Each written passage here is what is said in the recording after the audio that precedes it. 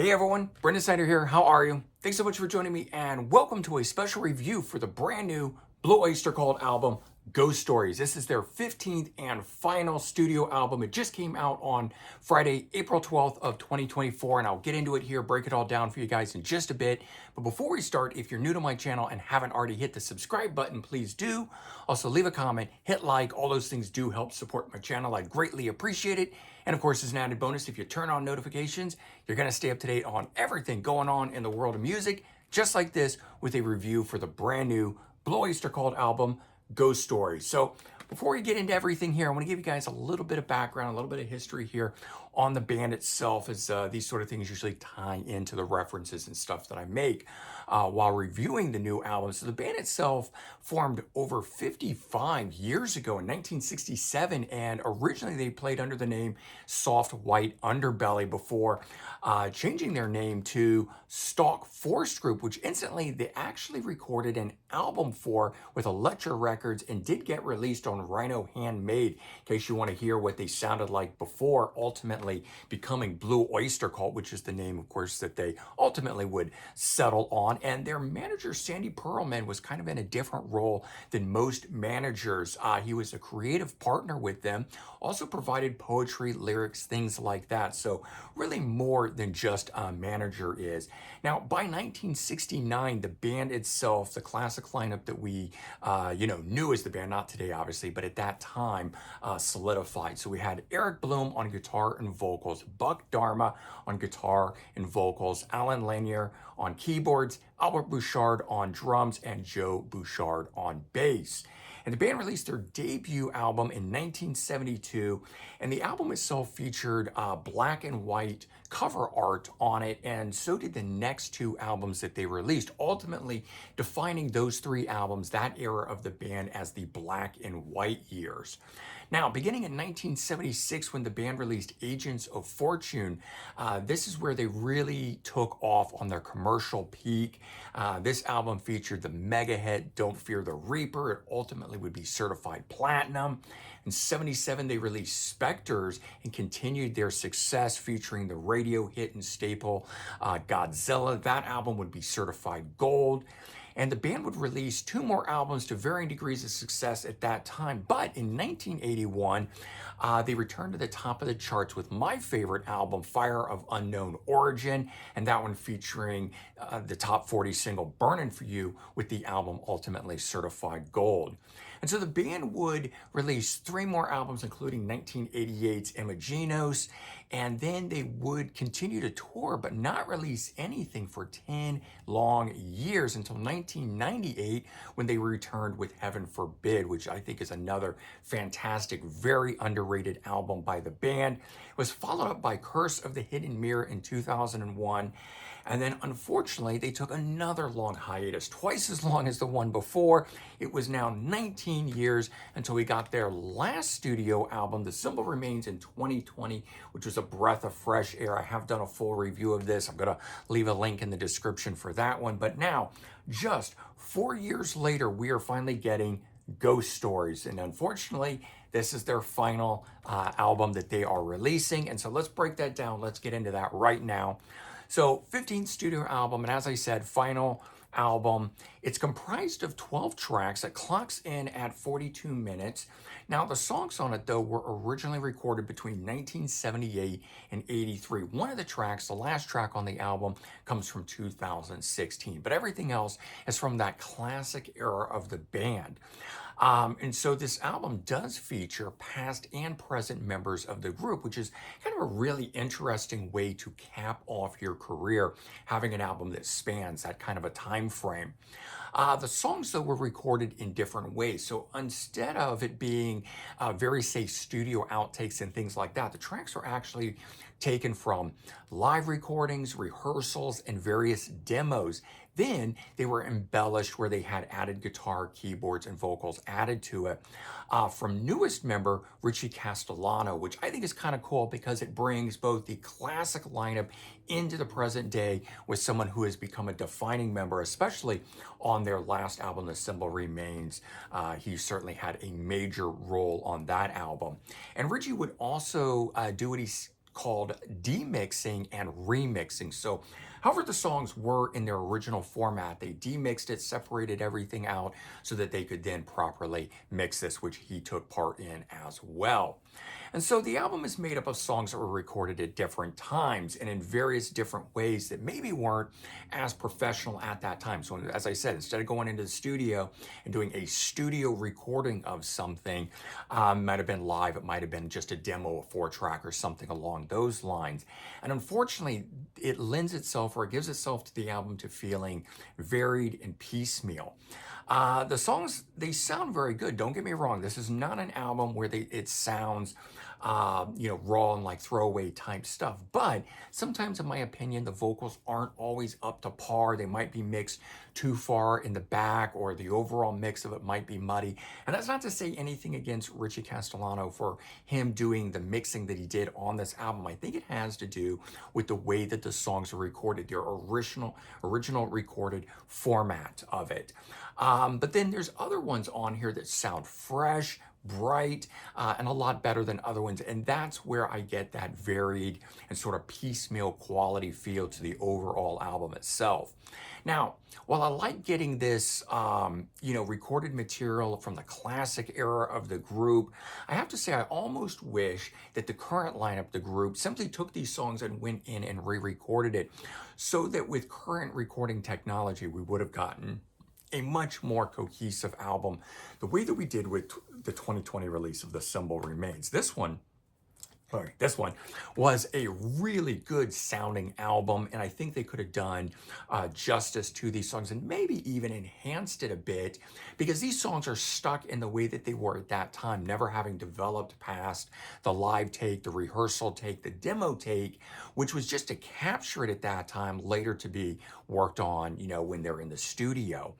The album itself, unfortunately, does not give a detailed breakdown of when the songs were recorded or who sang, who played on what songs, which I think is a real shame. But my guess is I think they were going for more of a totality and album feel as opposed to just a collection of songs. And so I do get that here, but I think if they had given the information and let us know these different things, it would have made each song that much more interesting, and thereby would have made the album better and as a whole, instead of it having that sort of piecemeal feel where we can't really pinpoint why or what it is that's creating that for us. Now, of the 12 tracks that are on this album, 3 of the songs are cover songs. We Gotta Get Out of This Place, which was made famous by The Animals, Kick Out the Jams by MC5, and If I Fell by the Beatles. And the first 2 of those are fun and enjoyable to hear. I do like them. I think they sound great. But the last song, If I Fell, I think is out of place on the album. It just doesn't have the right feel for things. I am glad it's in the last spot and not in the middle of the album, because it would really break up the flow that way. And it's a good song for what it is. I just don't feel it sounds like a Blue Oyster Cult song. Now, ultimately, I prefer albums to be written by the band, and if you're going to have one cover song, okay, that's fine. But for me, 3 is too many. So unfortunately, again, it starts to make this album here feel like a collection and not just what I think we want it all to be, which is really a final studio album. But, in this instance, I understand why they're here. And again, it's sort of okay because it is a collection in reality. Let's talk about some of the standout songs that are on here out of those 12 tracks. So track 1, Late Night Street Fight. This one here is a good, strong album opener. Probably the most BOC, Blue Oyster Cult sounding song on the album. The one that probably should have made the album that it was recorded for at the time. I think it's that good of a song. And I really would have liked to have heard a final realized version of it than what it, remains as on this album here, as something that was just finished off. But what would it have become, and what album should it have appeared on? I think that would be quite telling and quite interesting. Track number 3, So Supernatural. This was the first single from the album. And while musically, I really like the song, I like the eerie feel on it, The vocals by Eric Bloom seem to be really mixed too far into the back, and there's just not enough life in the way that it's being sung. Now, when he gets to the chorus, don't get me wrong, that's where the song really breaks out and why I'm talking about it here. And if you've heard it, because it is was the first single on it, it is a very strong song. It's just got this weird dichotomy to it where there's not a lot of life during the overall, the main part of it, but then when it kicks in with the chorus, it's, really interesting. Song has been growing on me quite a bit since getting the album. I often tend to wait to really digest the albums till I get them. Now, track 5, Soul Jive. This one here is just a nice, fun, funky little rocker. Eric Bloom on it singing with a lot more energy. This is the way that I like to hear Eric sing. Kind of wish he was doing that on all the tracks. My only complaint, though, is that this one is just far too short for how good a song that it is. It only clocks in at 2 minutes and 58 seconds. All right, next one up, track 6, Gun. This one here is a really strong rocker.